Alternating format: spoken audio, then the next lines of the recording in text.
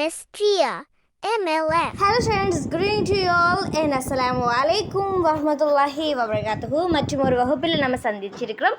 So இன்றைய வகுப்பை பயனுள்ளதாக மாற்றுவோம்னு சொல்லி போட்டு ஒரு ஃபர்ஸ்ட் டேர்ம் எக்ஸாமினேஷன் பேப்பர் 2024 ஆண்டு நடந்த தொண்டமானாறு பேப்பர் FWC பேப்பர் ஒன்று தான் இப்போ நம்ம செஞ்சு பார்க்க போகிறோம்.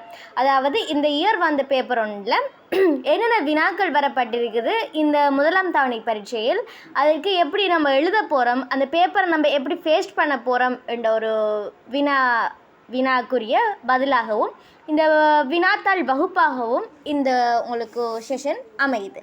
சரியா? ரைட். ஸோ நம்ம ஓலவெளில் பார்த்துருப்போம் பேப்பர், அந்த பேப்பர் வேறு மாடலில் இருக்கும்.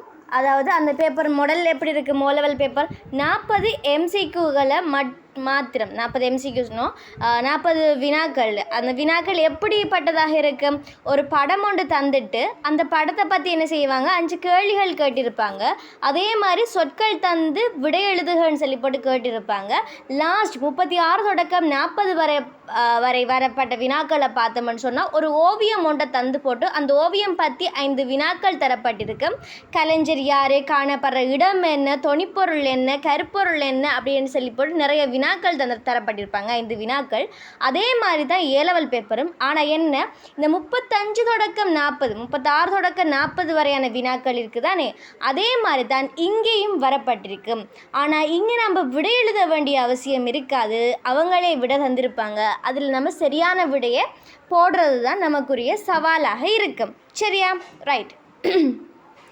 இங்கே தரப்படுகிற நம்முடைய ஏலவல் எக்ஸாமினேஷன் பேப்பர் எப்படி இருக்குன்னு சொல்லி போட்டு ஒரு மாடல் தான் இது. இந்த இப்படியான நிறைய வினாத்தாள் பரீட்சைகள், அதாவது இப்போ தரப்படுகிறது உங்களுக்கு 2024 ஆண்டு வினாத்தாள். இதே மாதிரி நீங்கள் 2023 ஆண்டு நடந்த வினாத்தாள் பத்திரங்களையும் எடுத்து பார்க்கலாம். என்ன மாதிரி வினாக்கள் வரப்பட்டிருக்குது, அதெல்லாம் எப்படி செய்கிறேன்னு சொல்லிட்டு பார்க்கலாம். இங்கே தரப்படுகிற பேப்பர் இந்த முதலாம் தவணை பேப்பர் எடுத்துக்கொண்டோமானால் இங்கே எப்படி வினா வரப்பட்டிருக்குது, 1 தொடக்கம் 5 வரையான வினாக்களுக்கு விடையை தெரிவு செய்யட்டும்னு சொல்லி போட்டிருக்கிறாங்க. ஸோ 5 வினாக்களும் MCQவாக தரப்பட்டிருக்குது. அதாவது ஒரு வசனம் ஒன்று தந்துட்டு அதுலேருந்து கேள்விக்கு விடை எழுதக்கூடிய மாதிரி இருக்குது. அடுத்த 5 வினாக்கள் பிக்சர்ஸை தந்துட்டு கேள்வி கேட்டு இருக்கிறாங்க. அடுத்த 5 வினாக்கள் பிக்சர்ஸை தந்துட்டு அதில் மெச் கொஷின் மாதிரி செய்வோமே, அது மாதிரி அந்த ஒரு வினாவுக்கு என்னென்ன உருக்கள் வரும்னு சொல்லி போட்டு அந்த வினாக்களுக்குரிய விடையை நம்ம எழுத வேண்டியதாக இருக்குது. அடுத்த வினாவாக ஒரு ஓவிய பகுதி ஒன்று தந்து போட்டு அதுலேருந்து என்ன செஞ்சுருக்கிறாங்க, 5 வினாக்கள் கேட்டிருக்கிறாங்க. சரியா? இது போக நமக்கு 40 MCQ, உங்களோட ஃபைனல் எக்ஸாம் பேப்பர் அதுகள்லாம் பார்த்தீங்கன்னு சொன்னால் 40 MCQ ஏலவலுக்கு வரும். அதன் தொடர்ச்சியாக பகுதி 2 வினாவாக, பகுதி 2ல் தரப்பட்டிருக்கிற வினாவாக 4, அதாவது இலங்கை கலை, இந்திய கலை, ஐரோப்பிய கலைன்னு சொல்லி போட்டு 3 கலை வரலாறு இருக்குது. இலங்கை, இந்தியா, ஐரோப்பான்னு சொல்லி போட்டு 3 கலை வரலாறு இருக்குது. அதில் இலங்கையிலிருந்து ஃபைனலுக்கு நீங்கள் எழுத வேண்டியது மொத்தமாக 4 வினாக்களுக்கு விடை எழுதணும். அதில் இலங்கையிலிருந்து 3 வினாக்கள் உங்களுக்கு தரப்படும். அதிலிருந்து நீங்கள் 2 வினாக்களுக்கு விடை எழுதணும் இலங்கை கலையிலிருந்து. இந்திய கலையில் உங்களுக்கு 2 வினாக்கள் தருவாங்க, 2 வினாக்கள். அதில் நீங்கள் 1க்கு தான் விடை எழுதணும், 1 சாய்ஸில் விடலாம். அதே மாதிரி ஐரோப்பிய கலை எடுத்து பார்த்தோம்னு சொன்னால் 2 வினாக்கள் தருவாங்க. அதில் நீங்கள் 1க்கு விடை எழுதணும். உங்களுக்கு பிடித்தமான இலகுவான வினா ஒன்றை நீங்கள் எடுத்து எழுதலாம், மற்றது ஒன்றை நீங்கள் சாய்ஸில் விடலாம். அப்போ மொத்தமாக இலங்கையில் 2, இந்தியாவில் 1, ஐரோப்பாவில் 1ன்னு சொல்லி போட்டு 4 வினாக்களுக்கு மொத்தமாக நீங்கள் விடை எழுதக்கூடிய வண்ணம் இருக்கும். அது தொடர்பான வினாக்கள் என்ன மாதிரின்னு சொல்லி போட்டலாம். நாம் என்ன செய்வோம், இந்த வகுப்போட தொடர்ச்சியாக அந்த வினாக்களுக்கு எப்படி நம்ம விடை எழுதுகிற விஷயங்களையெல்லாம் பார்ப்போம். ரைட். இப்போ நம்ம பார்ப்போம் MCQவில் எப்படி வினாக்கள் வரப்பட்டிக்குது, அந்த வினாக்களுக்கு நம்ம எப்படி ஆன்சர் பண்ண போகிறோம், எந்த ஆன்சர் பொருத்தமானதாக இருக்கும்னு சொல்லி போட்டால் இப்போ நம்ம செய்ய போகிறோம். எல்லோரும் சேர்ந்து ஆன்சர் பண்ணலாம். ரைட். ஓகே பிள்ளைகள் கவனிங்க. இங்கே முதலாவதாக தரப்பட்டிருக்க வினாவை பார்த்தோம்னு சொன்னால் வினா 1 தொடக்கம் 5 வரையான ஒவ்வொரு வினாவிற்கும் மிக பொருத்தமான விடையை தெரிவு செய்து அதன் இலக்கத்தை புள்ளிக்கோட்டில் இடுக என்று சொல்லியிருக்கிறாங்க. ஸோ இங்கே தரப்பட்டிருக்கிற முதலாவது வினாவை பார்த்தோம்னு சொன்னால் ஏசு பிரானை இலங்கையில் சுதேசி போல் வரைந்த கலைஞர். 1 சோலியஸ் மெண்டிஸ், 2 M சால்ஸ், 3 முதலியார் அமரசேகரன், 4 ஸ்டாலின் அபயசிங்க, 5 டேவிட் பெயிண்டர். அதாவது இங்கு தரப்பட்டிருக்கிற ஏனைய கலைஞர்கள் எல்லாருமே ஏசுபிரான் சமயத்தோடு சம்பந்தப்பட்ட கலைஞர்களான ஓகே. ஆனால் நமக்கு தெரியும் முதலியார் அமரசேகர ஸ்டான்லி அபேசிங் என்பவர் சமயம் சார்ந்த கலைஞர்கள் இல்லை என்றதால் தெரியும். ஏன்னா இவங்க சமயம் தொடர்பான ஓவியங்கள் வரையல. அப்போ அது டிரெக்டாகவே அந்த 2 ஓவியத்தையும் 2 கலைஞர் ஆன்சரும் பிழை என்று போட்டு நமக்கு ஷுவர் பண்ணி செல்லும். சோலிஸ் மெண்டிஸையும் எம்சால்ஸையும் உங்களுக்கு தெரியும் பௌத்த மதத்துக்காக பாடுபட்ட கலைஞர்கள் 2 பேரும். எம்சால்ஸ்லாம் மிக கடுமையாக பாடுபட்டு அந்த சமயத்தை நிறைய பேருக்கு இடையில் ஃபேமஸ் ஆக்கணும், நல்ல துரிதப்படுத்தணும்னு சொல்லி போட்டு கடுமையாக வேலை செஞ்ச ஒரு கலைஞர் தான் எம்சால்ஸ் என்றவர். அப்போ இவங்க 2 பேரும் பௌத்த சமய கலைஞர்கள். ஆட்டோமேட்டிக்காக நம்மளால் ஆன்சர் கொடுக்கலும் டேவிட் பெயிண்டர், ஏசுபிரான் நபர்கள் கிறிஸ்தவ சமய ஓவியம். அப்போ டேவிட் பெயிண்டர் ஆன்சர் கொடுக்கலும். இருந்தாலும் இன்னொரு மெதட்டில் பார்த்தோம்னு சொன்னால் டேவிட் பெயிண்டர் கலைஞருடைய ஓவிய நுட்பம் எப்படி பிள்ளைகள், அவர் ஐரோப்பாவுக்கு சென்று இங்கிலாந்து சென்றெல்லாம் ஸ்காலர்ஷிப் மூலம் இங்கிலாந்து செல்கிறாரு. அதிலிருந்து ஐரோப்பியவாத அகடமிக்வாத கலைநுட்பங்களை பயின்றாலும் அவருடைய ஓவியங்கள் ஐரோப்பிய பாணியை பெற்றாலும் அவர் ஓவியங்களில் பின்னணிகள் எப்படி இருக்கும், இலங்கை நாட்டு பின்னணியை தான் கொண்டிருப்பார். இலங்கையில் அந்த நம்முடைய இலங்கையில் டேவிட் பெயிண்டர் வரைந்த மெத்தட் எப்படி, இலங்கையில் ஏசுபிரான் இருந்தால் எப்படி இருக்கும் என்ற ஒரு காட்சி. சரியா, இலங்கையில் ஏசுபிரான் இருந்தால் எப்படி இருக்கும், இலங்கையில் வாழ்ந்தால் எப்படி இருக்கும், இலங்கை நாட்டு சூழலில் இருந்தால் எப்படி இருக்கும் என்று சொல்லிட்டு வரைந்த ஒரு கலைஞர் தான் டேவிட் பெயிண்டர் என்ற கலைஞர். ஸோ இந்த முதலாவது வினாவுக்கு 5வது ஆன்சர் என்ன செய்து பிள்ளைகள் பொருத்தமானதாக காணப்படுது. சரியா, ஏசுபிரானை இலங்கையில் சுதேசி போல் வரைந்த கலைஞர் என்னும்போது நம்மளுடைய டேவிட் பெயிண்டர் கலைஞர் என்ன செய்கிறாரு ஆன்சராக வாராரு. 2வது வினாவை பாருங்க, செங்கற்களினால் நிர்மாணிக்கப்பட்ட உலகின் அதி உயர்ந்த கட்டடமாக கருதப்படுவது இலங்கையில் உள்ள போட்டு கேட்குறாங்க. உங்களுக்கு தெரியும் தூபிகள் பற்றி படிச்சிருப்போம். தூபிகள் பற்றி படிக்க போக மொத்தமாக 7 தூபிகள் நம்ம பற்றி படிச்சிருப்போம். அதாவது தூபராம தூபி, அதே மாதிரி ருவன்வெளிசாய, அபேகிரி, ஜேத்தவனராமைய, ரன்கோத், கிரி விஹாரை, ஹங்குரன்கேத்த பொத்துல் விஹாரைன்னு சொல்லி போட்டு நம்ம என்ன செஞ்சுருப்போம் 7 தூபிகள் தொடர்பாக படிச்சிருப்போம். அதுவும் இல்லாமல் அனுராதபுர கால தூபிகளாக என்ன செய்த பிள்ளைகள் 4 தூபிகள் அன்றாபுர காலத்துக்குரியதாக இருக்குது. புலனறுவை காலத்துக்குரிய தூபிகளாக 2 தூபிகள் இருக்குது. அதே மாதிரி கண்டி காலத்துக்குரிய தூபிகளாக ஒரு தூபி என்ன செய்து காணப்படுது. அன்றாபுர கால தூபிகளில் என்னது தூபராம, ருவன்வெளிசாய, அபேகிரி, ஜேத்தவனராமைய, இது 4 அன்றாபுர காலத்துக்குரிய தூபி. இதில் 30 தூபிகளாக 3 தூபிகள் கணிக்கப்படுது. அந்த 30 தூபியும் அன்றாபுர காலத்துக்குரியது தான். நம்மளுடைய ருவன்வெளிசாய, அபேகிரி, ஜேத்தவனராமைய இந்த 3ஐயும் நாம் என்ன செய்கிறோம் 30 தூபிகளாக சொல்லுறோம். சரியா, அதே மாதிரி ரன்கொத் விஹாரை, கிரி விஹாரை என்பன புலனறுவைக்குரிய காலமாக காணப்படுது. ரன்கொத் விஹாரை, கிரி விஹாரை என்பன புலனறுவை காலத்துக்குரியதாக காணப்படுது. நம்மளுடைய கண்டி காலத்துக்குரிய தூபிகளாக ஹங்குரன்கேத்த பொத்துல் விஹாரை தூபி என்ன செய்து கண்டி காலத்துக்குரிய தூபிகளாக காணப்படுது பிள்ளைகள். சரியா, ரைட். இங்கே காணப்படுற 30 தூபிகளில் அன்றாபுர கால தூபிகளான 30 தூபிகள் காணப்படுது. என்னென்ன தூபிகள் காணப்படுது, ருவன்வெளிசாய, அபேகிரி, ஜேத்தவனராமைய இந்த 3 தூபிகளும் இலங்கையில் உள்ள 30 தூபிகளாக காணப்படுது. இதில் உலகில மிகப்பெரிய தூபியாகவும், அதாவது செங்கற்களால் கட்டப்பட்ட உயரமான கட்டிடம் என்று சொல்லலாம். அதுதான் உலகில அதி உயர்ந்த கட்டிடமாக கருதப்படுது. அதோட 30 தூபிகளையும் உயரமானதாக சொல்லப்படுறது ஜேத்தவனராமையன்னு சொல்லப்படுற தூபி. சரியா, அப்போ இங்கே இருக்கிற ஆன்சரில் ருவன்வெளிசாய தந்திருக்கிறாங்க, அபேகிரி தந்திருக்கிறாங்க, லோவ மகாபாய இது நம்மளுடைய கரவகைகள் 5ல் வரக்கூடியது. விஜயோத்பாயனோ, ஸோ விஜயோத்பாயன்றது நம்மளுடைய கலாதன விஹாரையோட ஒரு பகுதி. ஸோ இந்த வினாவுக்கு பொருத்தமான விடையாக வரப்போகிறது 2வது ஆன்சர். நோட் பண்ணிக்கலாம். 2வது ஆன்சர் என்ன செய்து இந்த வினாவுக்குரிய பொருத்தமான ஆன்சராக கணிக்கப்படுது. ஃபைன். அடுத்த வினாவை பாருங்கள். பொண்டிகோமிக் குகையில் உள்ள ஓவியங்களில் ஒன்று முன்னால் பாயும் எருது இளைப்பாறும் பைசன் ஓவியங்களில் சிறப்பு பெறுகின்றன. 2 அம்பினால் தாக்கப்பட்டு விழுகின்ற பைசன் ஓவியங்கள் சிறப்பு பெறுகின்றன. 3வது மாமத் ஊர்வலம் மாமத் ஊர்வலம் சிறப்பு பெறுகிறது. 4 வேகமாக முன்னால் பாயும் பைசன் எருது ஓவியம் சிறப்பு பெறுகின்றது. 5 வேட்டையாடு மனிதனை காட்டும் ஓவியம் சிறப்பு பெறுகின்றதுன்னு சொல்லி போட்டு 5 என்ன செய்யப்படுது, 5 விடைகள் தரப்பட்டிருக்குது.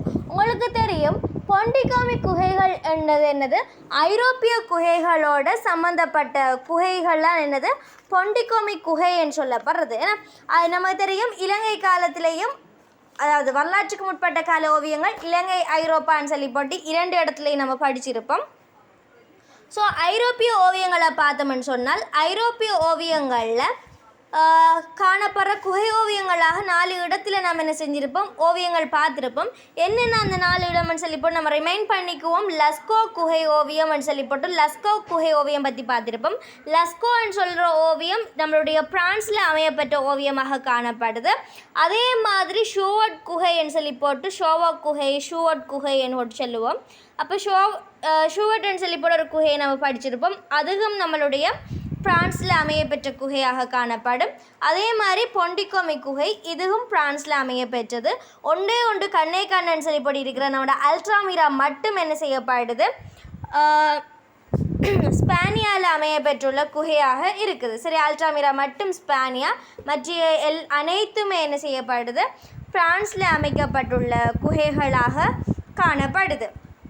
ஒவ்வொரு குகைகள் எடுத்துக்கொண்டாலும் இலங்கையில் அப்படி என்று இல்லை. இலங்கையை பார்த்தோம்னு சொன்னால் எல்லா குகை ஓவியங்களையும் எப்படி இருக்கும் ஓவியங்கள் குறியீட்டு ரீதியிலான ஓவியங்களை வரைஞ்சிருப்பாங்க இலங்கையில். அதே மாதிரி கேத்திரகணித ஓவியங்கள் வரையப்பட்டிருக்கிறோம். அதே மாதிரி விலங்குருவங்கள் மனித உருவங்கள்னு சொல்லி போட்டு வரைஞ்சிருப்பாங்க. இவை அனைத்துமே என்ன வரையப்பட்டிருக்கும், 2 பரிமாண முறையில் 2D அமைப்பில் தட்டையாக வரைஞ்சி தட்டையான வர்ண பயன்பாட்டில் வரைஞ்சிருப்பாங்க. ஆனால் நம்மளுடைய ஐரோப்பான்றது அப்படியா இல்லை. இங்கே என்ன செஞ்சிருக்கிறாங்க, மனித உருவங்களுக்கு பதிலாக கேத்திரகணித உருவங்களுக்கு எல்லாம் பதிலாக முதன்மை என்னத்தை பயன்படுத்தியிருக்காங்க, முதன்மையாக பயன்படுத்தப்பட்டிருக்கிறது விலங்கு உருவங்கள் தான் முதன்மையாக பயன்படுத்தியிருக்காங்க. விலங்கு உருவங்களை வச்சே வரைஞ்சிருக்கிறாங்க. சரியா, இங்கே இருக்கிற 4 குகை ஓவியங்கள்லையும் நம்மளுடைய அல்ட்ராமீரா லஸ்கோ ஷோவோ பொண்டிகாமி குகை இந்த 4 குகைகளையும் பார்த்தோம்னு சொன்னால் இந்த குகையா லஸ்கோ குகையில் இப்படியான ஓவியங்கள்லாம் வரையப்பட்டிருக்குன்னு சொல்லி போட்டு லேசாக இனம் காணலாம். அதாவது பிள்ளைகள் நம்மளுடைய ஸ்பானியாவில் காணப்படுற அல்ட்ராமிரா குகையை எடுத்துக்கொண்டோம்னு சொன்னால் அங்கே இருக்கிற பிரபல்யமான ஓவியமாக நம்ம எதை சொல்லுவோம், பிரபல்யமான ஓவியம் இல்லாட்டி அங்கே வரையப்பட்டிருக்கிற ஓவியமாக நம்ம எதை சொல்லுவோம், பைசன் எருதிட வடிவங்கள். அதாவது பைசன் எருதிட வடிவங்களை எப்படி வரைஞ்சிருப்பாங்க, நிற்கிற மாதிரி நடக்கிற மாதிரி ஓடுற மாதிரி பாய தயாராகிற மாதிரின்னு சொல்லி போட்டு பல்வேறு மெய்நிலைகளை கொண்ட பைசன் எருதுகளை வரைஞ்சிருக்கிறாங்களா. அதுவும் இல்லாமல் ஹைலைட் த பாயிண்ட், பல்வேறு மெய்நிலைகளை கொண்ட பைசன் எருதுகள் வரைஞ்சிருந்தால் அது நம்ம என்னென்னு சொல்கிறோம், அல்ட்ராமீராவில் காணப்படுற ஓவியங்கள் என்று சொல்கிறோம். அதே மாதிரி நம்மளுடைய லஸ்கோ ஓவியத்தை பார்த்தோம்னு சொன்னால் 14 அடி நீளம் கொண்ட எருது காணப்படும். அதே மாதிரி எருதுகளோட குகை என்று போட்டும் நம்ம என்ன செய்வோம், லஸ்கோ குகையை அழைப்போம். ஏன்னா ஹால்ஸ் ஆஃப் பூல்ஸ்ன்னு சொல்லி போட்டோம் லஸ்கோ குகையை அழைப்போம். சரியா, ஷோவர்ட் குகையை எடுத்து பார்த்தோம்னு சொன்னால் அங்கே வரையப்பட்டிருக்கிற ஓவியம் காண்டாமிருகங்கள். அதுவும் இல்லாமல் ஷோவர்ட் குகைகளில் கூட்டமாகத்தான் ஓவியங்களில் வரைஞ்சிருப்பாங்க. ஏன்னா அனைத்துமே என்ன செய்யப்பட்டிருக்கு, அனைத்துமே இல்லை 3 ஓவியங்கள் கூட்டமாக வரையப்பட்டிருக்கும். அதாவது குதிரைகளை என்ன செஞ்சுருப்பாங்க, கூட்டங்களாக வரைஞ்சிருப்பாங்க. சிங்க உருவங்கள் கூட்டமாக காணப்படும். அதாவது குதிரையை பார்த்தோம்னு சொன்னால் கழுத்து வரை உள்ள பகுதியை மட்டும் ஒன்றன் பின் ஒன்று இருக்கிற மாதிரி அந்த குதிரைகள் என்ன செஞ்சுருப்பாங்க, வரைஞ்சிருப்பாங்க. அதே மாதிரி சிங்க உருவங்களை பார்த்தோம்னு சொன்னால் 8 சிங்கங்கள் பலவித மெய்நிலைகளில் இருக்கிற மாதிரி என்ன செஞ்சுருக்கிறாங்க, ஓவியங்களை வரைஞ்சிருக்கிறாங்க. அதே மாதிரி ரைனோக்கள் என்ன செய்யப்பட்டிருக்குது, காண்டாமிருகங்கள் ரைனோக்கள் என்ன செய்யப்பட்டிருக்குது, கூட்டமாக வரையப்பட்டிருக்குது. அந்த ரைனோ கூட்டம் எப்படி வரையப்பட்டிருக்குன்னு சொன்னால் இடத்துக்கிடம் புறப்பட தயாராகிற நிலையில் பலவித மெய்நிலைகளை கொண்டதாக காணப்படும். சரியா, அதே மாதிரி பொண்டிகாமி குகையை எடுத்துக்கொண்டு போன்னு சொன்னால் பொண்டிகாமி குகை அல்லது பொண்டிகாம் குகைன்னு சொல்லுவாங்க. இங்கே இருக்கிற குகையை எடுத்து பார்த்தோம்னு சொன்னால் மாமத் எனப்படுற விசாலமான யானை அங்கே காணப்படுற ஃபேமஸான ஓவியம் பிரபல்யமான ஓவியமாக என்ன செய்யப்படுது, காணப்படுது. சரியா, ரைட். இந்த நாலேஜை வச்சு நம்ம எழுதுவோம் ஆன்சர். 3வது வினாவை பாருங்கள். மூணாவது வினா பாருங்க, பொண்டிக்கோமி குகையில் உள்ள ஓவியங்களில் முன்னாள் பாயும் எருது இளைப்பாறும் பைசன் ஓவியங்கள். அப்போ இது ஒரு எருதுகளோட மெய்நிலைகளை சொல்கிற வாக்கில் இருக்குது. ஸோ அதால் நம்ம என்ன செய்கிறோம், இந்த ஆன்சர் நமக்கு பொருத்தம் இல்லைன்னு சொல்லி இப்போ நம்மளால் என்ன செய்யுது, இலகுவாகவே அறிந்து கொள்ளக்கூடிய வண்ணம் இருக்குது. ரைட். அடுத்தது, அம்பினால் தாக்கப்பட்டு விழுகின்ற பைசன் ஓவியங்கள் சிறப்பு பெறுகின்ற. ரைட், அது மீறிக்கட்டும். மாமத் ஊர்வலம் சிறப்பு பெறுகிறது. பொண்டிக்கோமி குகையை தானே கட்டிக்கிறாங்க, இருக்கட்டும் மேம். அடுத்தது, வேகமாக முன்னால் பாயும் பைசன் எருது வேட்டையாடு மனிதனை காட்டும் ஓவியம். இப்படிப்பட்ட இந்த கீழே இருக்கிற 2 ஓவியமுமே நம்ம என்ன செய்யலை, இதோட சம்மந்தப்பட்ட ஓவியங்களாக நம்ம பார்க்கல. ஸோ அனைத்திலுமே பொருத்தமான ஓவியமாக நம்ம பார்க்குறது என்னது, பிரான்ஸில் இருக்கிற பொண்டிக்கோமி குகை. இப்போ தான் நம்ம பார்த்தோம். அங்கே இருக்கிற பிரபல்யமான ஓவியம் நம்ம சொல்லலாம் என்னது, மாமத் எனப்படுற விசாலமான யானை. ஸோ இந்த 3வது கேள்விக்கு நம்ம என்ன செய்யலாம், 3வது ஆன்சர் மாமத் ஊர்வலம்னு சொல்லப்படுறது சிறப்பு பெறுகிறது. அந்த யானைகளை தான் என்ன செஞ்சுருப்பாங்க, பொண்டிக்கோமி குகையில் அதிகமாக வரையப்பட்டிருப்பாங்க. ஸோ 3வதுக்கு 3வது ஆன்சர்னு சொல்லி இப்போ நம்மளால் கொடுத்துக்கொள்ளே இயலும். அடுத்த 4வது வினாவை பாருங்க, சிந்துவெளியில் கண்டெடுக்கப்பட்ட முத்திரைகளிடையே சிவனின் குறியீடாக கருதப்படுவதுன்னு போட்டு, 1வது ஆன்சர் புலியுடன் போராட தயாராகும் மனிதனை காட்டும் முத்திரை, 2வது கொம்புடைய கடவுளை காட்டும் முத்திரை, 3வது நந்தியூர் இடம்பெற்றுள்ள முத்திரை, 4வது எருதுடன் காணப்படும் மனித உருவ முத்திரை, 5வது மர வழிபாட்டை காட்டும் முத்திரை. அதாவது நமக்கு தெரியும், சிந்துவெளி நாகரிகத்தில் காணப்படுற முத்திரைகளாக கிரேட் 10லேயும் நீங்கள் படிச்சிருப்பீங்க. ஏலவல் நம்ம படிக்கிறது 3 முத்திரை சம்பந்தமாக படிச்சிருப்போம். ஒன்று யோகாசன தெய்வ உருவம் படிச்சிருப்போம். அதே மாதிரி விருட்ச தேவதை, கடவுள் அடியார்கள் மற்றும் ஆடு போட்டு ஒரு முத்திரை பார்த்துருப்போம். அதே மாதிரி 2 புலிகளுடன் போராடும் முத்திரை என்பன பார்த்துருப்போம்.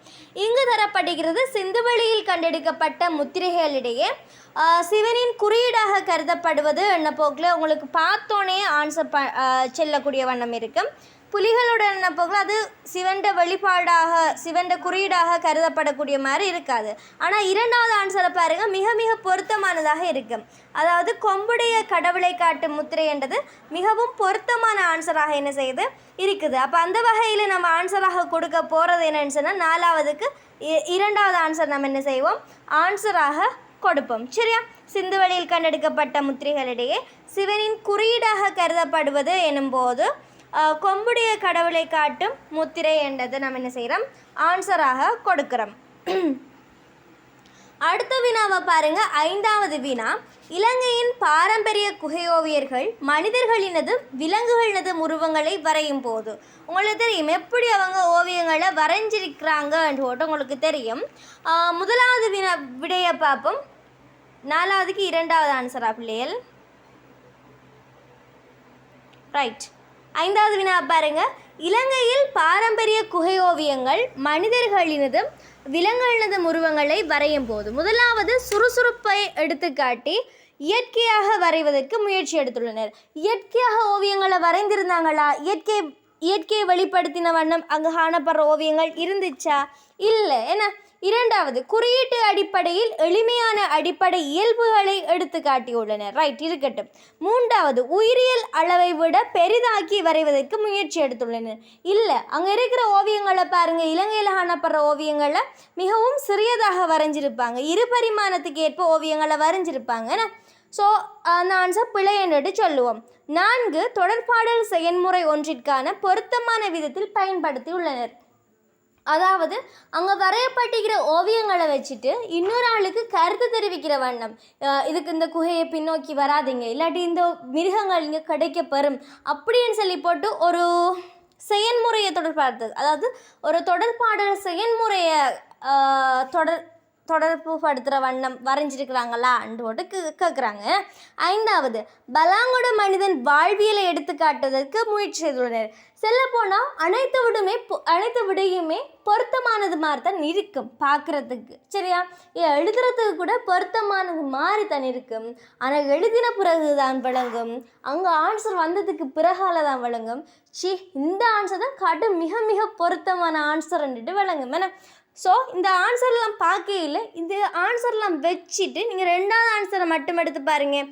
குறியீட்டு அடிப்படையில் எளிமையான அடிப்படை இயல்புகளை எடுத்து காட்டியுள்ளனர். ஏன்னா உங்களுக்கு தெரியும் இலங்கையில் எப்படி ஓவியங்களை வரைஞ்சிருந்தாங்க, குறியீட்டு அடிப்படையில் ஓவியங்களை வரைஞ்சிருந்தாங்க. அதே மாதிரி கேத்திரகணித வடிவங்கள், மனித உருவங்கள், விலங்குருவங்கள் இப்படியான உருவங்களை தான் வரைஞ்சிருந்தாங்க. ஸோ குறியீட்டு அடிப்படையில் எளிமையான அடிப்படை இயல்புகள் எடுத்துக்காட்டியுள்ளனர் என்ற 5வதுக்கு 2வது விடை என்ன செய்யுது, மிக மிக பொருத்தமான விடையாக காணப்படுது. இனி பார்ப்போம் 6 தொடக்கம் 10 வரையான வினாக்களை பார்ப்போம். வினா வாசிப்போமே. 6 தொடக்கம் 10 வரை கீழே தரப்படும் FGHIJ எனப்படும் நிழற்படங்கள் தொடர்பாக கேட்கப்படும் வினாக்களுக்கு மிக பொருத்தமான விடையினை தெரிவு செய்து புள்ளிக்கோட்டில் இடுக என்று சொல்லியிருக்கிறாங்க. ஸோ இங்கே நம்ம அண்டர்ஸ்டாண்ட் பண்ணக்கூடிய விடயம் என்ன, பிக்சர்ஸ் தந்திருக்கிறாங்க. பிக்சர்ஸ் தொடர்பாக என்ன செய்யப்பட்டிருக்குது, வினாக்கள் கேட்கப்பட்டிருக்கிறது. ஸோ அதுக்குரிய பொருத்தமான ஆன்சர்களை சொல்லுவோம். 6வது வினாவை பாருங்க. எஃப் எழுத்தினால் காட்டப்பட்டுள்ள பயத்தை வெளிப்படுத்தும் இவ்வோவியத்தை நிர்மாணித்தவர் யார்? ஒன்று ஜேடிஏ பெரேரா. அந்த ஓவியத்தை பார்த்தாலே உங்களுக்கு விளங்குது. அந்த ஓவியத்தோட பேர் என்ன பிள்ளைகள்? பேயோட்டியின் மகள் என்று சொல்லப்படுற ஓவியம். ஏன்னா முதலாவது விடையாக தராங்க ஜேடிஏ பெரேரா, 2 ACGS அமரசேகர, 3 டியூட்டர் ராஜபக்ச, 4 டேவிட் பெயிண்டர், 5 ஹரி பீரிஸ். டியூட்டர் ராஜபக்சன்றதும் ஹரி பீரிஸ்ன்றதும் நீங்கள் ஃபோர்த்தம் அப்படி தான் படிப்பீங்க. ஃபோர்த்தம் உபரகால உங்களோட ஃபர்ஸ்ட் இயர் தாண்டி தான் நீங்கள் படிக்கிற விஷயம். JDA Perera, Amarasekara, David painter இந்த 3 பேரும் கலைச்சாங்க கலைஞர்கள். ஏன்னா கலைச்சாங்க கலைஞர்களுக்குள்ளே என்ன செய்கிறாங்க, இந்த 3 பேரும் பாராங்க. அதோட ஜேடிஏ பெரேராட ஓவியங்கள் உங்களுக்கு தெரியும். நடனமாதுன்னு சொல்லப்படுற ஓவியமும் நடனமாதன் ஓவியமும் சீதாட்டி சேரம்ன்றதும் ஜேடிஏ பெரேராவுடைய ஓவியங்களாக காணப்படும். டேவிட் பெயிண்டருடைய ஓவியத்தை நம்ம இப்போ ஸ்டார்ட்லேயே பார்த்துருந்தோம். டேவிட் பெயிண்டர் என்றவர் நம்மளுடைய கிறிஸ்தவ சமயம் சார்ந்த ஓவியங்களை அதிகமாக வரைந்தவர். ஸோ மத சம்பந்தமான ஓவியம் உங்களுக்கு அவர் ஓவியங்களையும் சொல்லுறேனே. அதாவது கண்டி திருத்துவ தேவாலயத்தில் இவர் ஓவியங்கள், டேவிட் பெயிண்டருடைய ஓவியங்கள் வரையப்பட்டியும். நல்ல சமாரியன் ஓவியம்னு சொல்லப்படுற ஓவியம் என்ன செய்யப்படுது, நம்மளுடைய டேவிட் பெயிண்டருடைய ஓவியமாக காணப்படுது. அதே மாதிரி வெற்றியுடன் ஜெருசலம் நுழைவுன்னு சொல்லப்படுறது டேவிட் பெயிண்டருடைய ஓவியமாக காணப்படுது. சரியா? ACGS அமரசேகர தான் இதுக்குரிய பொருத்தமான விடை. பயத்தை வெளிப்படுத்துகிற இந்த ஓவியத்தை நிர்மாணித்த கலைஞர் என்பவர் ACGS அமரசேகர. ACGS அமரசேகருடைய 2 படைப்புகள் நம்ம படிக்கிறோம். ஒன்று பேயோட்டியின் மகள் நரிக்கிற ஓவியம், பேயோட்டியின் மகள். அடுத்த ஓவியம் என்னது, தொழிலின்மை அல்லது தச்சனின் வீடு என்று சொல்லப்படுற ஓவியம். ஒரு தச்சனின் வீட்டாரின் நிலைமையை குறித்து சொல்லப்படுற ஓவியம். சரியா பிள்ளைகள்? ரைட். 7வது வினாவை பாருங்க. ஜிஎனும் எழுத்தினால் காட்டப்பட்டுள்ள இக்கட்டடக்கலை நிர்மாணிப்பு. நம்முடைய எகிப்திய கலை சம்பந்தமாக படிக்க போகல இது தொடர்பாக படித்திருப்போம். அதாவது தேவாலயங்கள் 2 படித்திருப்போம். லக்ஸோர் தேவாலயம், அபு சிம்பிள் தேவாலயம்னு சொல்லிட்டு இங்கே அந்த 2 தேவாலயத்தில் ஒரு தேவாலயம் தான் கேட்கப்பட்டிருக்கு வீணா. சரியா? பாருங்க. ஜிஎனும் எழுத்தினால் காட்டப்பட்டுள்ள இக்கட்டடக்கலை நிர்மாணிப்பு. ஒன்று எகிப்தின் நைல் நதிக்கரையில் காண கிடைக்கும் பிரமிட்டுகளில் ஒன்றாகும். 2வது கீசா பீடபூமியில் நிர்மாணிக்கப்பட்டுள்ள அபு சிம்பிள் ஆலயம். 3 எகிப்தில் முக்கிய ஆலயங்களில் மிகப்பெரியது. 4 எகிப்திய குடையப்பட்ட ஆலயங்களில் ஒன்றான அபு சிம்பிள் ஆலயம். 5 நைல் நதியின் கிழக்கு புற சமவெளியில் காணப்படும் லக்ஷோர் ஆலயம். சரியா? இங்கே தரப்பட்டிருக்கிற படத்தை பார்த்தாலே உங்களுக்கு விளங்குது லக்ஷோர் தேவாலயம் என்று சொல்லி. ஏன்னா அபு சிம்பிள் பார்த்தோம்னு சொன்னால் எப்படி பேரில் ஏறிக்கு சிம்பிளாக காணப்படும் அபு சிம்பிள் என்றது. ஆனால் வெளியில் என்ன செய்யப்படும், 2ஆம் ரம்சஸ் மன்னனுடைய உருவச்சிலைகள் வெளியில் இருக்கும். சரியா? ஆனால் நம்மளுடைய லக்ஷோர் தேவாலயத்தை பார்த்தோம்னு சொன்னால் வெளியில் உருவச்சிலைகள் இருக்குதான். பட் அதை என்ன செய்யலை, நம்மளோட 2ஆம் ரம்சஸ் மன்னனுடையது அல்ல. மாறாக அது மதம் சார்ந்த கட்டட தொகுதியாகத்தான் லக்ஷோர் தேவாலயம் என்றது காணப்பட்டது. அதோட மணற்கல்லை ஊடகமாக கொண்டு நிர்மாணிக்கப்பட்ட தேவாலயம் லக்ஷோர் தேவாலயம். இப்படிப்பட்ட லக்ஷோர் தேவாலயம் எங்கே அமையப்பட்டிருக்குன்னு சொல்லி பார்த்தோம்னு சொன்னால் அந்த 5வது விடையில் சரியா நைல் நதியின் கிழக்கு புற சமவெளியில் காணப்படுற லக்ஷோர் தேவாலயம் என்று சொல்லப்படுறது என்ன செய்யுது பொருத்தமான விடையாக காணப்படுது. ஸோ 7வதுக்கு நம்ம என்ன செய்வோம், 5வது ஆன்சர் பொருத்தம்னு சொல்லி போட்டு கொடுப்போம். அடுத்த வினாவாக பார்க்குறது 9வது வினா, 8வது வினா. எச்செனும் எழுத்தினால் காட்டப்படும் நாகரிக சிலை, அதாவது இந்து நாகரிக சிலையாக காணப்படுது. ஏன்னா இந்த நதிக்கரை சிலை என்றும் சொல்லலாம். எச்செனும் எழுத்தினால் காட்டப்பட்டுள்ள நாகரிக சிலை ஒன்று சிந்துவெளி நாகரிகத்திற்குரிய நடனப்பெண் சிலையை குறிக்கிறது. 2 சிந்துவெளி நாகரிகத்திற்குரிய தாய் தெய்வ சிலையை குறிக்கிறது. 3 சிந்துவெளி நாகரிகத்திற்குரிய இளவரசு சிலை. 4வது சிந்துவெளி நாகரிகத்திற்குரிய வீனஸ் சிலையை குறிக்கின்றது. 5 சிந்துவெளி நாகரிகத்திற்குரிய உலோக பெண் சிலையை குறிக்கின்றது. இந்த சிலையை பார்த்தோம்னு சொன்னாலே உங்களுக்கு தெரியும், தாய் தெய்வ உருவம்னு சொல்லிப்பட்டு சிந்துவெளியில் பெண்களை கடவுளாக வணங்கினாங்க சொல்லறதுக்குரிய ஒரு ஆதாரம். ஏன்னா இந்த உருவத்தில் பேர் என்ன பிள்ளைகள்? தாய் தெய்வ உருவம்னு சொல்லி அழைக்கப்படும். அதோட சுடுமண் கல்லால் நிர்மாணிக்கப்பட்ட ஒரு உருவம் தான் இது. ஏன்னா டெராகோட்டா நுட்ப முறை என்று மட்டும் சொல்லுவோம், சுடுமண் நுட்ப முறையை. ஸோ இந்த உருவம் தாய் தெய்வ உருவம். அப்போது 8வதுக்கு நம்ம என்ன ஆன்சர் கொடுப்போம் பிள்ளைகள்? 2வது ஆன்சர் நம்ம என்ன செய்ய இயலும்? கொடுக்க இயலும். சரியா? ரைட். அடுத்த பாருங்க 9வது வினா.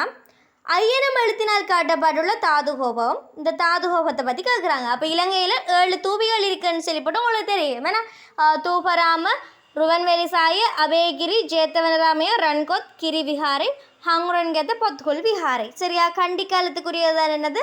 ஹங்குரன்கேத்த பொத்துகொல் விஹாரை. புலனறுவை காலத்துக்குரியது என்னது? ரன்கோத் விஹாரையும் கிரி விஹாரையும் புலனறுவை காலத்துக்குரியது. சரியா? பார்ப்போம். ஐயனம் எழுத்தினால் காட்டப்பட்டுள்ள தாதுகோபம் 1 தம்புள்ள விஹாரையில் காணப்படுகின்றது. 2 தெஹல்தொரு விஹாரையில் காணப்படுகின்றது.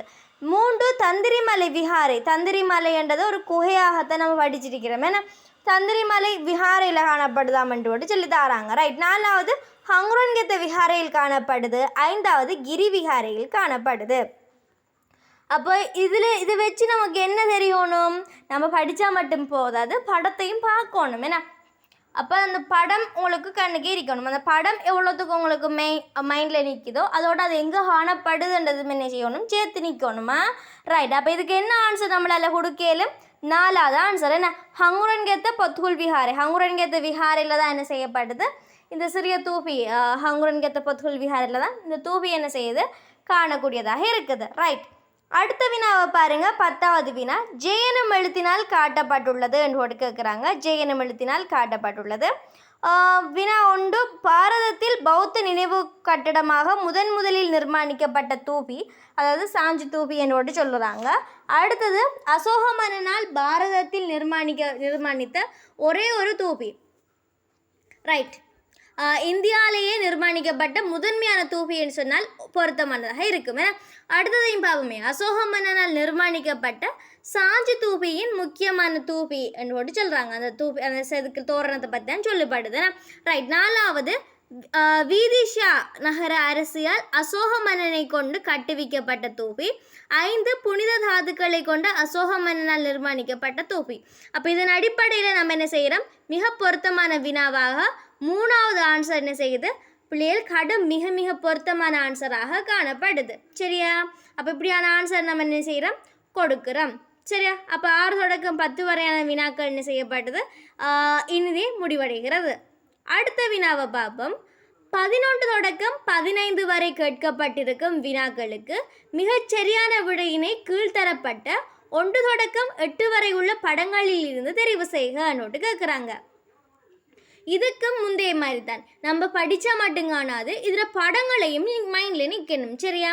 இந்த படத்தை பார்த்தாலே உங்களுக்கு என்ன செய்யணும்? இந்தந்த படம் இன்னென்ன விஷயத்தோட ஆண்டாப்பா தொடர்புடையதுன்னு உங்களுக்கு விளங்கணும். சரியா? பார்ப்போமே, நோட் பண்ணுவோமே. சரியா? ஃபஸ்ட்டு நம்ம படத்தில் பேர்களை நம்ம என்ன செய்வோம்? எழுதி வைப்போம். இந்த 8வது ஃபெஸ்டிவலுவோம். இந்த 8வது பார்த்தோம்னு சொன்ன பிள்ளைகள் சாஞ்சி தூபி. இந்தியா பாரதத்தில் காணப்படுற முதன்மையான தூபி தான் இந்த சாஞ்சி தூபின்றது. சரியா? 7வது விஷயத்தை பார்த்தோம்னு சொன்னால் கைப்பிடி வரிசை. சரியா? கைப்பிடி வரிசை என்றது தான் என்னது? 7வது படத்தில் காணப்படுற உரியது. சரியா?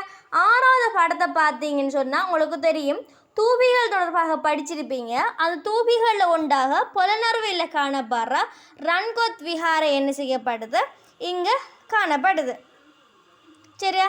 ரன்கோத் விஹார், ரன்கோத் தூபி என்னோடும் சொல்லலாம். சரி, ரன்கோத். அடுத்தது 5வது படத்தில் இருக்கிறது நம்மளுடைய தூபராம தூபி. 4வது படத்தில் இருக்கிறது வாகல்கடம். 3வது படத்தில் இருக்கிறது வட்டதாகே. ரெண்டாவது படத்தில் இருக்குது கர வகைகள் என்று சொல்லியிருந்தேன் நான் 5 ஆகார 10 ஆகாரன்னு சொல்லி எல்லாம் நம்ம படிச்சிருப்போம். ஸோ அந்த வகைகளில் ஒன்று தான் நெருக்கிறது. அந்த படத்தை பார்த்தா உங்களுக்கு நல்லா பார்த்தீங்கன்னு சொன்னால் உங்களுக்கு வழங்கும் போதிகர அமைப்பு, அதாவது அரச மரத்தை சுற்றி உள்ள மண்டபம் என்று சொல்லுவோம். அப்போ போதிகர என்ன செய்யப்படுது இந்த ரெண்டாவது படத்தில் காணப்படுது. முதலாவது இருக்கிற படத்தை பார்த்தீங்கன்னு சொன்னால் சின்ன பிள்ளை கூட சொல்லும் என்னென்று சொல்லி சந்திர வட்டக்கல் என்று சொல்லி. சரியா? அப்போ இந்த படத்தை எல்லாம் நீங்கள் என்ன செய்யணும், நோட் பண்ணி கொள்ளணும். அழகா வடிவான் என்னென்ன படம் இது இந்த விஷயம்தான் சொல்லி போட்டு நீங்கள் என்ன செய்யணும், எழுதி எடுக்கணும். எழுதி எடுத்தீங்கன்னு சொன்னால் அங்கே உங்களால் தரப்பட்டிக்கிற 5 வினாக்களும் உங்களுக்கு 10 படி எல்லாமே நீங்கள் என்ன செய்வீங்க, ஈஸியாக ஆன்சர் பண்ணிட்டு போவீங்க. இப்போ பண்ணுவோமே ஆன்சர். சரியா? முதலாவது பாருங்க 11வது வினாவை, புலனறுவை காலத்தில் பிரசித்தி பெற்ற தாது கோபத்தை காட்டுறது. இங்கே இருக்கிற தாது கோபங்கள்லேயே ஒரே ஒரு தாது கோபம் தான் புலனறுவை காலத்துக்குரியது. சரியா? அப்போ இங்கே 3 தாது கோபங்க காணப்படுது. இது சாஞ்சி தூபின்றது நம்ம ஃபிக்ஸ்ட் பண்ணிட்டோம் இந்தியாவுக்குரியதுன்றது என்ன. அப்போ இலங்கைக்குரிய தாது கோபமாக என்னென்ன காணப்படுது, 5ஆவதும் 6ஆவதும் தான் காணப்படுது. 5ஆவதுன்னு சொல்கிறது தூபராம தூபி, இது அனுராதபுர காலத்துக்குரியது. சரியா? அது மறக்கிற இல்லையா? 6ஆவதுன்றது இப்போ நம்ம சுட சுட பார்த்தோம் என்னென்னு சொல்லி பார்த்தோம், ரன்கொத் தூபி என்னோடு பார்த்தோம். இதுதான் என்ன செய்யுது, புலனறுவைக்குரிய தூபியாக காணப்படுது. இப்போ கீழுக்குழி வந்து பாருங்க ஆன்சர் எங்கே காணப்படுதுன்னு சொல்லி. 6ஆவது படம் எந்த இடத்துல காணப்படுது, 2வது விடையில் காணப்படுது. அப்போ 2வது விடையில் என்ன செய்யுது, நம்மளுடைய பொருத்தமான விடை இருக்குது. அப்போ 11ஆவதுக்கு 2வது ஆன்சர் நம்ம என்ன செய்கிறோம், கொடுக்கும். சரியா? அடுத்தது பாருங்க 12வது வினாவை, பிரசித்தி பெற்ற வாகல் கடத்தை வெளிப்படுத்துகிற உரு. அப்போ இங்கே வாகல் கடமாக காணப்படுறது ஒரே ஒரு படம் தான், இங்கே காணப்படுற 4வது படம். அப்போ இந்த படம் தான் என்ன செய்யப்படுது, பிரசித்தி பெற்ற வாகல் கடத்தை காட்டக்கூடியது. அப்போ இந்த 4வது படம் எந்த ஆன்சரில் இருக்குது, 5வது ஆன்சரில் இருக்குது. அப்போ நீங்கள் என்ன செய்வீங்க, 5வது ஆன்சரை அதுக்குரிய விடையாக நீங்கள் என்ன செய்வீங்க, போடுவீங்க. சரியா? ரைட். அடுத்தது வினாவை பாருங்க 13வது வினா, வட்டதாகி அமைப்பின் எஞ்சிய பகுதிகளை காட்டும் உருக்கள். உங்களுக்கு சொல்லிட்டேன் 3வது படம்னு சொல்கிறதும் வட்டதாகிய படம். சரியா? அந்த 3வது பிக்சர்ஸில் இருக்கிறது பாருங்கள் வட்டதாகிய உரிய படம். சரியா? அதே மாதிரி ஏனைய படங்கள் எங்கே வட்டதாகிய இருக்குதுன்னு போட்டு தேடி தேடி தேடி என்ன செய்வீங்க, பார்ப்பீங்க. ஒன்று மம்பிடலையே, ஒன்றே ஒன்று தானே இருக்குது, 3வது மட்டும்தானே இருக்குதுன்னு போட்டு யோசிப்பீங்க. இல்லை, இன்னொன்றும் இருக்குது, நம்மளுடைய தூபராம தூபி இல்லை. சரியா? தூபராம தூபியில் வட்டதாகி இருக்குது, ஆனால் சிதைவடைந்த நிலையில் அதில் தூண் தலைகள் மட்டுமே இருக்கக்கூடிய நிலையில் என்ன செய்யுது, தூபராம தூபி காணப்படுது. அப்போ அங்கேயும் என்ன செய்யுது, அந்த இது காணப்படுது, என்னது வட்டதாகிய காணப்படுது. ஸோ 3ஆவதும் 5ஆவதும் ஆன்சர் இருக்கிற விடை தொகுதியை நம்ம என்ன செய்வோம், பொருத்தமானது போட்டு கொடுப்போம். அப்போ 13ஆவதுக்கு என்ன ஆன்சர் வரும் பிள்ளைகள், 1வது ஆன்சர் வரும். சரியா? ரைட். 14வது வினாவை பாருங்க, வாயில் பகுதியில் காணப்படும் கலையம்சத்தை காட்டும் உருக்கள். அதாவது வெல்கம் பண்ணுற பகுதி இல்லை, ஏன்னா ஸ்டார்ட்டுக்கு வாயில் பகுதி என்ன போகல, என்னது முன்வாசல் பகுதிகளை தான் சொல்லுறாங்க. அப்போ அந்த பகுதியில் காணப்படுற கலையம்சங்கள் என்னென்ன, நம்ம ஒரு தலதா மாளிகைக்குள்ளேயோ இல்லாட்டி பிரசித்தி பெற்ற வேற எங்கேயோ சரி போகிறோம்னு சொன்னால் அங்கே என்ன இருக்கும், மெயினாக நம்மளுடைய என்ன இருக்கும், கால் தட்டி மாதிரி சந்திர வட்டக்கல் தான் கிடக்கும். ஏன்னா அப்போ சந்திர வட்டக்கல் என்ன செய்யணும், ஒரு புனித ஸ்தலங்களுக்குள்ளே போனோம்னு சொன்னால் ஒரு வாயில் பகுதியில் என்ன செய்யப்படும், சந்திர வட்டக்கல்ன்றது காணப்படும். அதே மாதிரி இன்னொரு பகுதியாக காணப்படுறது என்னது பிள்ளைகள், இங்கே தரப்பட்டிய பகுதியில் அடுத்த பகுதியாக நான் பார்க்குறது கைப்பிடி வரிசைன்னு சொல்லப்படுற பாடம். சரியா? அப்போ 1ஆவதும் 7வது ஆன்சரும் என்ன செய்யுது, அதற்குரிய விடையாக காணப்படுது. அந்த படத்தொகுதி இங்கே எத்தனையாவது விடையாக இருக்குது, 3வது விடையாக இருக்குது. ஸோ 3வது ஆன்சரை நம்ம என்ன செய்கிறோம், அதற்குரிய விடையாக போட்டுக்கொள்கிறோம். சரியா? ரைட். 15வது கேள்வியை பாருங்கள், பவா கேள்வி கேட்டிருக்கேன். 15வது வினா,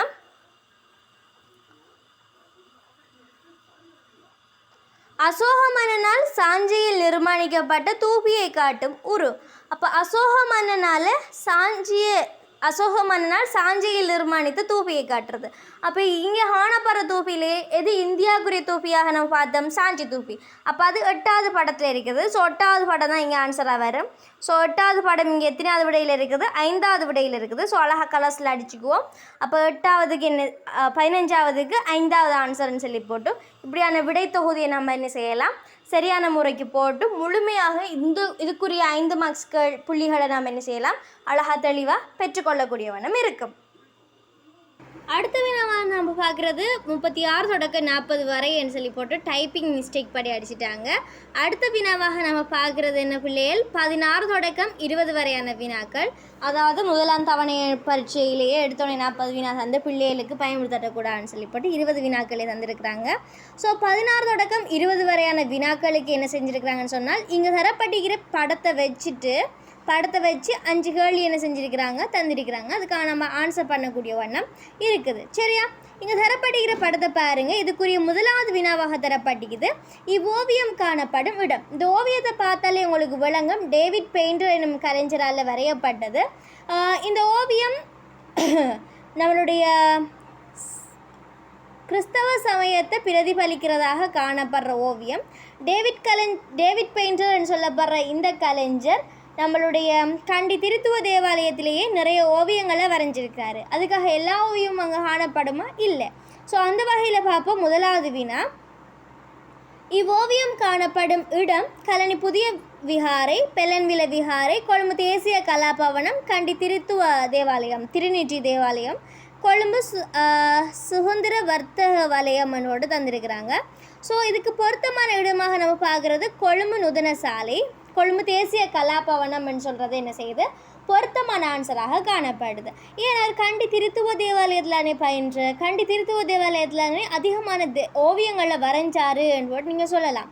பட் இங்கே தரப்பட்டிருக்கிற இந்த ஓவியம், அதாவது வெற்றியுடன் ஜெருசலம் நுழைதல் என்ற ஓவியத்தை பார்த்தோம்னு சொன்னால், கொழும்பு தேசிய கலாபவனத்திலேயே வரைந்து காட்சிக்கு வைக்கப்பட்டுள்ள ஓவியமாக கருதப்படுகிறது. ஸோ 3வது ஆன்சர் என்ன செய்யுது? பொருத்தமான விடையாக வருகிறது. சரியா? ரைட். அடுத்த வினாவை பாருங்க. இந்த நிர்மாணிப்பின் கருப்பொருளாக ஏற்றுக்கொள்ளக்கூடியது. அப்போ இந்த நிர்மாணிப்பிட கருப்பொருள் என்னன்னு போட்டு கேட்குறாங்க. 1. வெற்றிகரமாக ஜெருசலத்தினுள் பிரவேசித்தல், நல்ல சமாரியன் பாதகாணிக்கு இயேசுநாதர் சிலுவையில் அறையப்படுதல், கல்வாரி மலைக்கான புனித பயணம். உங்களுக்கு தெரியும், நல்ல சமாரியன் சொல்கிறது அடிப்பட்ட ஒரு ஆளுக்கு சிகிச்சை அளிக்கிற காட்சி. எடுத்தோடனே நான் உங்களுக்கு சொல்லியிருந்தேன்னா வெற்றியுடன் ஜெருசலத்திற்குள் நுழைதல் என்ற ஓவியம் என்று சொல்லி. அப்போ இதுக்கு முதலாவது ஆன்சர் என்ன செய்த பிள்ளைகள்? மிகவும் பொருத்தமான விடையாக வருகிறது. சரியா? அடுத்த வினாவை பாருங்க. இந்த ஓவியம் எந்த கலைஞரால் வரையப்பட்டன்றதை பற்றி கேட்குறாங்க. முதலாவது விடை, ஓவியர் சோலியஸ் மெண்டிஸினால் தூரிகையின் மகிமையை. சோலியஸ் மெண்டிஸ் என்று வந்ததாலேயே இது போல ஆன்சர். ஸோ நாங்கள் அடுத்த வசனத்தை வாசிக்க விரும்பல. 2வது, சோமபந்த் வித்யாபதியின் உருவமைப்பின் இல்லை, சோமபந்த் வித்யாபதியால் வரையல்ல. 3வது, ஆல்ஃபர்ட் தர்மஸ்ரீயின் பெருமதிமிக்க விஹாரை சுவர் ஓவியம். நோ. 4வது, எம் சால்ஸின் விஹாரை சித்திரக்கலையின் நன்மதிப்பினை எடுத்து கூறும். No no no. அப்போ இது 4வது ஆன்சர் என்ன செய்யுது? பிழையானதாக காணப்படுது. அப்போ என்ன ஆன்சர் பொருத்தமானதாக காணப்படும்? 5வது ஆன்சர். பாருங்க 5வது ஆன்சரை. டேவிட் பெயிண்டரின் கேன்வஸ் ஓவியங்களில் பெருமதிமிக்க நிர்மாணிப்பு ஆகும். எஸ், ஏன்னா டேவிட் பெயிண்டருடைய கலைஞருடைய ஓவியம் தான் இது. அவருடைய ஓவியமாக என்ன செய்யப்படுது? பெருமதிமிக்க ஓவியங்களில் ஒன்றாக கணிக்கப்படுது. சரியா? அப்போ 5வது ஆன்சர் என்ன செய்த பிள்ளைகள்? பொருத்தமானதாக காணப்படுது. சரியா?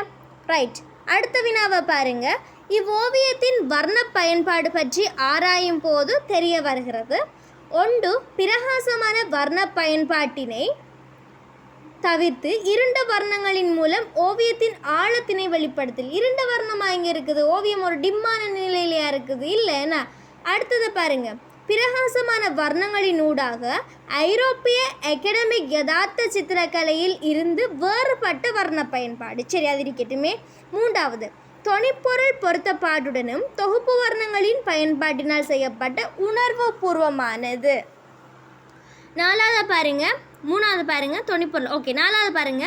வர்ணங்களின் குணப்பண்புகள் வெவ்வேறு வெளிப்படுமாறு தெளிவாக தோன்றும் வர்ணங்களை ஒன்றுடன் ஒன்று சேர்த்து பொருந்த செய்வதற்கு எடுக்கப்பட்ட முயற்சி என்பது சொல்லப்படுது. அடுத்த விடையை பாருங்கள். வெப்ப வர்ணங்களின் வகைகள் சரியான ஒழுங்குகளுக்கு அமைய கையாளப்பட்ட ஓவியம். பட் இங்கே இருக்கிற விடைகளையே மிக பொருத்தமான விடையாக என்ன செய்யுது பிள்ளைகள்? இரண்டாவது விடை தான் காணப்படுது. காரணம், இரண்டாவது விடையை வாய்ச்சி பாருங்க. பிரகாசமான வர்ணங்களினூடாக ஐரோப்பிய அகாடமிக் யதார்த்த சித்திரக்கலையிலிருந்து வேறுபட்ட வர்ண பயன்பாடு. எஸ், இதுதானே. நம்மளுடைய டேவிட் கலைஞர் என்றவர் எப்படியாப்பட்டவர்? ஐரோப்பாவுக்கு சென்று படித்து பட் இலங்கையிலேயே என்ன செய்கிறாரு? இலங்கை பின்னணி, இலங்கை மெத்தடில் தான் ஓவியங்களை வரைகிறாரு. சரியா? ஸோ அதில் ஸ்பெஷலான ஆள் தானே டேவிட் பெயிண்டர். ஸோ அதைத்தான் என்ன செய்கிறோம்? இரண்டாவது ஆன்சர் பொருத்தமனோடு சொல்கிறோம். அகாடமிக் யதார்த்தவாத சித்திரக்கலையில் ஒரு அகாடமிக் வாத கலைஞர்களில் ஒருவர் தான் டேவிட் பெயிண்டர். பட் இவருடைய ஓவியங்கள் என்ன செய்யலை? அதிலிருந்து விடுபட்டவராகவே காணப்படுறாரு. அதோட சம்மந்தப்பட்ட ஒரு ஆளாக இல்லை, அதிலிருந்து விடுபட்ட ஒரு கலைஞர் சொல்லி போட்டு தான் காணப்படுறாரு. ஸோ இரண்டாவது ஆன்சர் என்ன செய்யுது பிள்ளைகள்? பொருத்தமானதாக வருது. சரியா? 20வது வினாவை பாருங்க. இவ்வோவியத்தின் வெளிப்பாட்டினதும் தொகுப்பினதும் சிறப்பம்சம். ஒன்று, மனித உருவங்களின் ஆடை அணிகலன்களை நோக்கும் போது நடன நாட்டிய கலையேன் அப்படி என்று இல்லை. நான் வெற்றியுடன் ஜெருசலம் நுழைதல்ன்றது நடன நாட்டுக்கலையை வெளிப்படுத்துகிற மாதிரி என்ன செய்யலை இருக்கல. இரண்டாவது பாருங்க. இவ்வோவியத்தின் மூலம் வெளிப்படுகின்ற அழகிய தன்மை கிராமிய கலைகளினதும் உயர்தரமான சித்திர கலையினதும் ஒன்றிணைப்பாக தெரிகிறது. ரைட், இருக்கட்டும். மூன்றாவது, மனித உருவங்களில் விழுமிய பண்புகளையும் அபிநயங்களையும் காணக்கூடியதாக இருக்கிறது. அப்போ இங்கே அபிநயங்கள் ஒவ்வொன்றையும் வெளிப்படுற மாதிரி இல்லையே. ஏன்னா அபிநயம் என்னது? சிரிக்கிறது, அழுகிறது, கோவப்படுறது, இப்படியான விஷயங்கள் எல்லாத்தையுமே அந்த பண்புகள் எல்லாத்தையும் என்ன செய்யலை அவதானிக்கக்கூடிய நிலையில் இல்லை. 4, கிறிஸ்தவ சித்திரக்கலைக்கு புதிய கருத்தொன்றினை வழங்கி உணர்வுபூர்வமான, உயிரோட்டமான, மென்மையான உடல்நிலைகளை கொண்ட மனித உருவங்களை சித்தரித்தமை. ரைட். 5வது பாருங்க. சிகிரிய பாரம்பரியினர் நாட்டிற்கு அறிமுகப்படுத்திய இறைகைகளின் நளினம் மீண்டும். வேறு ஓவியங்களில் இறைகைகளில் பயன்பாடு இருக்குதான். பட் சிகிரியா ஓவியங்களோட ஒப்பிடுகையில் அப்படியா இல்லை. சிகிரியா ஓவியங்கள் வர்ண பிரயோகத்துக்கு மாறாக இறைகைகளுக்கு அதிக முக்கியத்துவம் கொடுத்திருந்தாங்க. ஆனால் இவர் ஓவியங்கள் அப்படி இல்லை, இறைகைகளுக்கு எல்லாம் முக்கியத்துவம் இல்லை. என்ன வர்ண பயன்பாட்டிலே என்ன செய்கிறது? எல்லா விஷயத்தையும் உயிரோட்டத்தன்மை எல்லாத்தையுமே கொண்டு வராரு. இதுக்கு 4வது விடை தான் என்ன செய்யுது பிள்ளைகள்? பொருத்தமானதாக இருக்கிறது. 4வது விடை இன்னொரு தரம் பாருங்க. கிறிஸ்தவ சித்திரக்கலைக்கு புதிய கருத்தொன்றினை வழங்கி. ஏன்னா இயேசு கிறிஸ்தர் இலங்கையிலேருந்து எப்படி இருக்குமோட திங்க் பண்ணுற விஷயம் தானே. உணர்வு பூர்வமான, உயிரோட்டமான, மென்மையான உடல்நிலைகளை கொண்ட மனித உருவங்கள். ஏன்னா அந்த மனித உருவங்களை பார்க்கல எப்படி இருக்குது? மென்மையானதாக இருக்குது. ஒரு உயிரோட்டத்தன்மை, ரியலிஸ்டிக் தன்மை ஒன்று என்ன செய்யுது? காணப்படுது. ஸோ இப்படிப்பட்ட இப்படிப்பட்ட விடயங்களை கொண்டு நாம் என்ன செய்கிறோம்? இந்த ஆன்சர் தான் பொருத்தம்னு சொல்லி இப்போ நம்ம என்ன செய்கிறோம்? கொடுக்குறோம். சரியா பிள்ளைகள்?